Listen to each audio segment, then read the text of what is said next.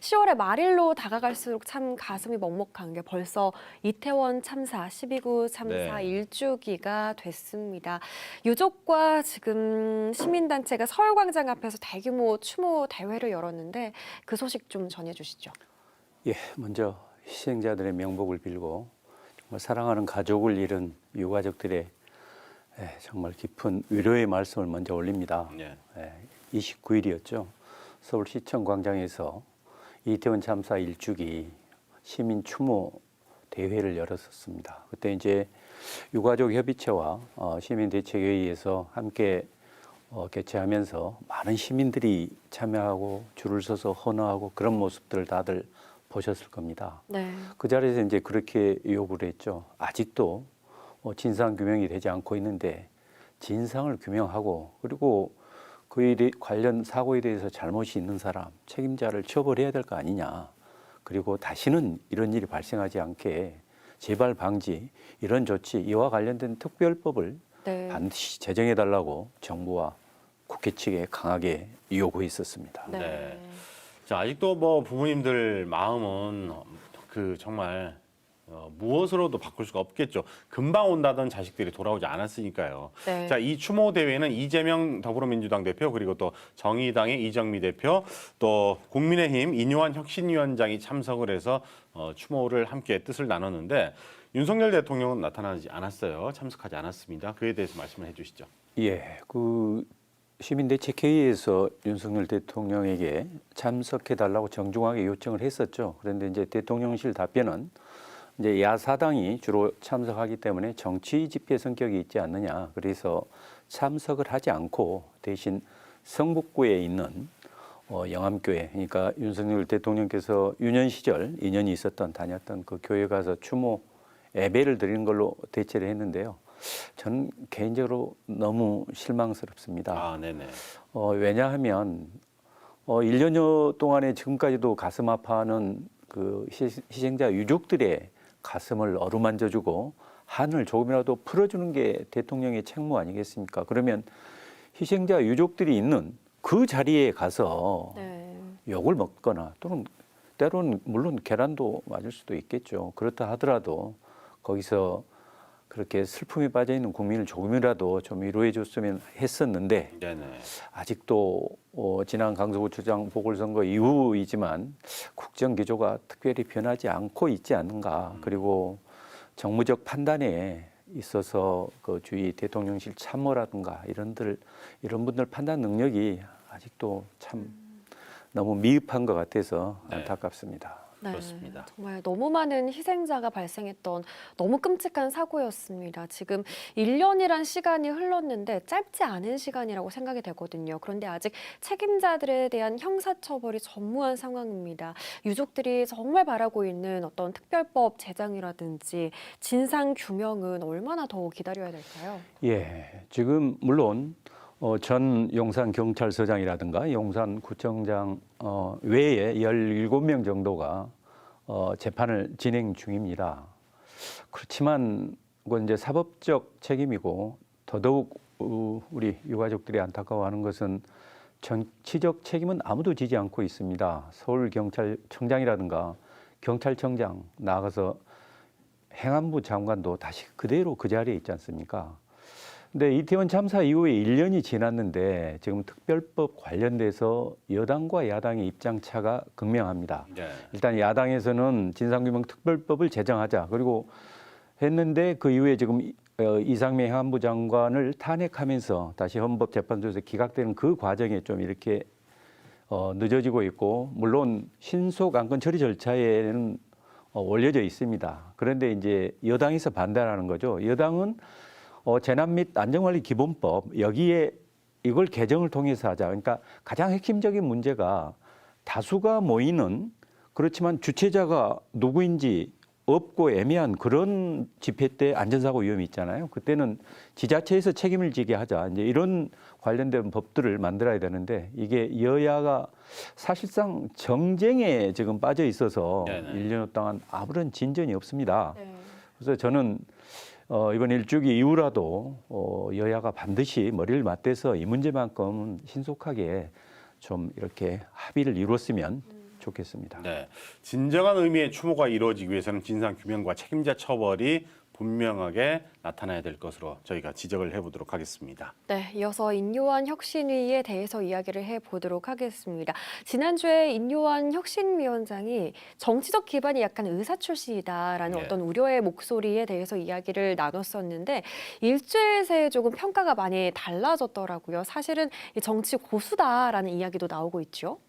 예, 인요한 혁신위원장의 그 임명에 대해서 우리가 직전에 더불어민주당의 김은경 혁신위원장 그런 사실 그 이 혁신이 유야무야됐던 그런 사례도 있기 때문에 기대도 있지만 또한 의구심도 있었습니다. 네. 그런데 지금 일련의 과정 이제 취임 일성으로 통합과 희생을 강조했고요.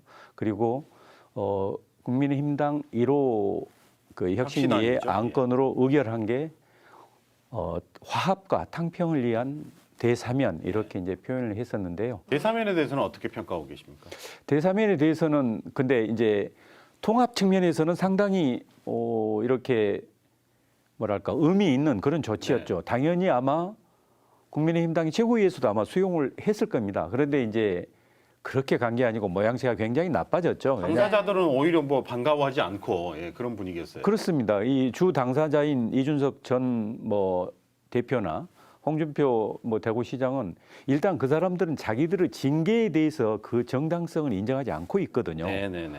정말 부당하게 아무 근거 없이 징계했다고 이렇게 생각하고 그동안 쭉 말하고 다니는 그런 사람들이기 때문에 아니 본인들 부당하게 징계해놓고 갑자기 우리들 의사 확인도 하지 않고 무슨 사면이냐 또 무슨 징계 해제냐 조용히 했으면 됐지 어떻게 보면 이렇게 거의 강요하는 거냐 지금 이런 입장이다 보니 참 모양이 좀 대략 난감해졌습니다. 네, 홍준표 시장, 이준석 전 대표가 당사자인데 반응이 어떤가요? 그러니까 좀 전에 말씀하셨다시피 예를 들자면 이준석 전 대표에 대한 징계는 그때 이제 성매수 관련된 위증 교사 그 문제 그리고 양도구역 등 좀 이제 거친 발언 그걸로 징계 합쳐서 1년 6월이 징계가 됐습니다. 네. 그리고 홍준표 그 대구시장 같은 경우는 그때 수해 때 이제 골프 그 문제 그걸로 10개월 징계가 됐었죠. 네. 그런데 내년 1월이면 이준석 전 대표는 징계 시한이 끝납니다. 홍준표 전 시장은 내년 총선 나갈 아무런 의미도 없습니다. 그러니까 실질적으로 당사자들이 그것을 고마워하고 화합의 제스처를 냈으면 혁신위가 더 모양이 살 텐데 정작 가장 중요한 대상 김재원 최고위는 이제 최고위원직 사의를 표명한 거 보니까 이제 내년 총선에 그 사람한테만 의미가 있는 거고 두 사람한테는 실질적 의미가 없는 거죠. 네, 그렇게 됐습니다. 자, 그렇다면 이준석 전 대표의 어떤 주변을 더 살펴보도록 하겠습니다. 이 사면과 더불어서 이제 신당 창당을 할 것이다. 그리고 탈당을 할 것이다. 무소속으로 출마할 것이다. 이런 썰들이 많았고 또 유승민 이준석 대표가 신당을 창당한다면 이게 또 17%가 넘는 지지율을 얻게 될 것이다. 이런 이제 설문조사가 나와서 화제가 되고 있는데 그것과 관련돼서 말씀해 주시죠. 그렇습니다. 그 이준석 전 대표는 본인 스스로도 아직 마음을 정리하지 않았다라고 이야기하고 있어서 탈당에 대한 명확한 아직 의사 표현을 안 하고 있습니다. 다만 12월까지 좀 보겠다. 그리고 신당을 창당하더라도 한 100일 전, 총선 100일 전쯤이 적절한 시점이다. 이렇게 이야기를 하고 있고요. 네. 그리고 이제 유승민 전 의원과 이준석 전 대표가 아마 신당을 창당하면 상당한 지지를 얻는 것은 여론조사상 나타나는데요. 그게 그러면 가장 누구한테 타격이 가느냐? 국민의힘당한테 가는 거죠. 네. 실제 현 정부에 대해 비판적인 입장에 있는 사람 또는 중도에 있던 이런 분들이 그 당을 지지하게 되는 거니까요. 근데 이제 여러 가지 분석을 해보면 유승민 전 의원은 이미 한번 바른정당 창당했다가 실패 경험이 있고 네. 이준석 전 대표도 그와 같은 모습을 보아왔기 때문에 현실적으로 신당 창당까지 가기에는 어렵지 않느냐. 네. 다만 이제 제시하는 게 지난 21대 총선에서 홍준표 대구시장이 그랬잖아요. 이제 공천 안 주고 하니까 무소속으로 출마해서 대구에 출마해서 당선돼서 복당한 그런 사례가 있듯이 아마 가장 유력한 제가 보기에는 가능성이 높은 것은 이준석 대표도 지금 노원병에 3번에 걸쳐 출마했는데 계속 낙선했어요. 그러니까 이번에 공천 받는다 하더라도 가능성이 낮은 거죠. 그래서 이준석 전 대표가 선택할 수 있는 것은 아마 무소속으로 대구 지역 어느 정도 골라서 출마해서 당선된 이후에 국민의힘당에 복귀하지 않을까 그렇게 일단 예상합니다. 네, 일단 네. 12월까지 지켜보도록 하겠습니다. 네. 또 눈에 띄는 점이 인요한 혁신위가 첫 외부 일정으로 광주 방문을 선택을 했고요. 어제 국립 5.18 민주묘지를 방문을 했는데 총선을 위한 행동일지 진정성이 있는 행동일지 궁금하고요. 또 어떤 발언들을 남기고 갔을까요? 인요한 혁신위원장은 아마 그 진행자 두 분이 아실지 모르는데 호남과 특히 광주와 아주 남다른 정말 인연이 있습니다. 인요한 이분은 물론 이제 4대가 걸쳐서 우리 대한민국에서 뭐 이렇게 의료 발전과 남북 교류에서도 많은 기여를 했었죠. 그분이 전주에서 태어나서 순천에서 상당 기간 자랐습니다. 그리고 5.18 당시에 이 순천에서 몰래 광주로 들어와서 우리 외신 기자들과의 이 광주 관련된 취재를 할 때 이게 통역이 잘 안 되니까 우리 시민권의 통역관 역할을 했습니다. 실제 5.18 유공자인 거죠. 그 5.18 때 그 관여 때문에 이분이 또 당시 정부로부터 그 특히 미국 대사관 등으로부터 상당한 여러 가지 그 압박 이런 것들도 받았습니다. 그래서 이분이 호남에 대한 사랑은 아마 아주 각별합니다. 실제 저분 사투리 중에도 상당히 호남 사투리가 지금 들어가 있어요. 많이 있죠. 예. 그래서 저분이 그 취임 일성으로 이야기했던 그 이 통합 이런 측면에서 이제 저분 역할이 외연 확장 그리고 호남 특히 광주에 대한 그 아픈 마음이 남다릅니다. 그래서 제가 보기에는 진정성이 있다고 보여주고요. 그리고 실제 이런 외연 확장 행보를 할 때 상당한 효과도 있을 거라고 생각합니다. 저분이 당장 우리 광주에 와서 우리 광주는 대한민국 민주주의 발전에 대단한 우리 업적이다. 그리고 우리 자식들한테도 광주에 대해서 제대로 이야기해서 그들이 자랑스럽게 말할 수 있게 하자 이렇게 했지 않습니까? 그리고 우리 광주 정신에 대해서 헌법 전문에 반드시 수록되게 최선을 다하겠다고 했습니다. 네, 예. 네. 지켜보도록. 그런 면에서 저는 상당히 진정성이 느껴집니다. 네. 자, 그렇다면 이제 혁신위원회가 올 연말까지 약 80일 정도의 활동을 남겨두고 있는데 앞으로의 과제와 전망 예측을 해주시죠.